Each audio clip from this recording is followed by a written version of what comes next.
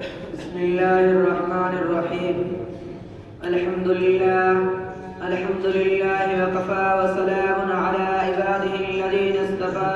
أما بعد فأعوذ بالله من الشيطان الرجيم. بسم الله الرحمن الرحيم. فلا تقل لهما أف ولا تنهرهما وقل لهما قولا كريما.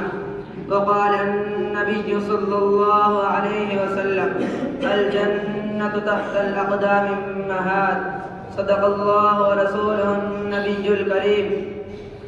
پیارے دوستو، آج کی اس مبارک مجلس میں میری تقریر کا عنوان والدین کا مقام ہے۔ اللہ پاک مجھے اخلاص کے ساتھ بولنے اور ہم سب کو اس پر عمل کرنے کی توفیق عطا فرمائے۔ خداوند قدوس نے کلام پاک میں فرمایا: اپنے والدین کو اف تک مت کہو، نہ انہیں جھڑکو اور ان سے نرمی کے ساتھ بات کرو۔ حدیث میں نبی پاک صلی اللہ علیہ وسلم نے فرمایا: جنت ماں کے قدموں میں ہے۔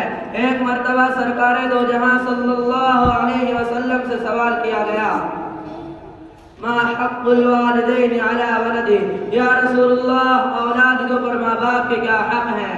آپ صلی اللہ علیہ وسلم نے فرمایا: ہما جنتک و نارک، وہ دونوں تیرے جنت اور دوزخ ہیں۔ یعنی اگر تم نے ان کے اطاعت اور فرمانبرداری کی تو جنت میں جاؤ گے، اور اگر تم نے ان کی نافرمانی کی اور ان کو ستایا تو جہنم تمہارا ٹھکانہ ہوگا۔ حدیث میں آتا ہے کہ اگر کوئی نیک اولاد اپنے والدین کو پیار و محبت کی نظر سے دیکھے تو اللہ پاک ایک مرتبہ دیکھنے پر حج مقبول کا ثواب عطا کرے گا۔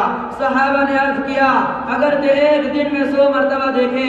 شاید و جہاں صلی اللہ علیہ وسلم نے فرمایا: جی ہاں، خوش نصیب ہیں وہ لوگ جن کے والدین زندہ ہیں اور ان کو پیار و محبت کی نظر سے دیکھتے ہیں اور حج مقبول کا ثواب کماتے ہیں۔ محترم حضرات، آج کے دور میں والدین کے ساتھ برا سلوک کیا جاتا ہے، ان کو ستایا جاتا ہے، ان کو مارا اور پیٹا جاتا ہے، ان پر ظلم کیا جاتا ہے۔ اسی پر بس نہیں بلکہ والدین کو قتل بھی کر دیا جاتا ہے۔ افسوس صدا افسوس، والدین کے ساتھ ہمارے معاملہ کتنا بھیانک اور بدترین جرم ہے۔ حدیث شریف میں اللہ تبارک و تعالیٰ فرماتا ہے: جس شخص سے اس کے والدین راضی ہو میں بھی اس سے راضی ہوں۔ حدیث میں آتا ہے کہ والدین کی دعا اولاد کے حق میں قبول ہوتی ہے۔ حدیث میں آتا ہے کہ اللہ پاک کی رضامندی والدین کی رضامندی میں ہے اور اللہ پاک کی ناراضگی والدین کی ناراضگی میں ہے۔ حدیث میں آتا ہے کہ والدین کا نافرمان شب برات جیسے اہم رات میں بھی مغفرت اور رحمت سے محروم کر دیا جاتا ہے۔ اے نوجوانوں، والدین نے اپنی تمناؤں کا گلا گھونٹا، اپنے حرارتوں کو دفن کیا، اپنے تمام جذبات کو قربان کیا، مگر تیری ساری حسرتیں پوری کی اور تیری بھرپور جوانی کا انتظام کرتے رہے۔ آج اگر وہ بڑھاپے کی آگ میں جل رہے ہیں اور تو جوان ہے تو بڑے والدین کی خدمت کر اور یاد رکھ تیری جوانی کا یہ نشہ ایک دن ڈھل جائے گا۔ یہ جوانی تم سے بے وفائی کر جائے گی، تیرے کمر جھک جائے گی، تو پریشان ہوگا اور لاٹھی ٹیکتا ہوا چلے گا۔ اس وقت تو سہارے کا محتاج ہوگا۔ اپنے بڑھاپے کا خیال کر اور والدین کے بڑھاپے کا سہارا بن۔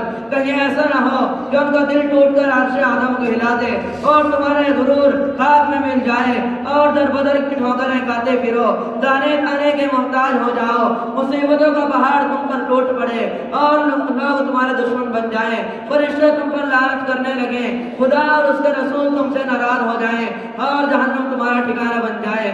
دعا کیجیے اللہ پاک ہم سب کو اور اپنی امت کو والدین کی خدمت کرنے کی توفیق عطا فرمائے۔ آمین ثم آمین، وآخر دعوانا الحمد للہ رب العالمین۔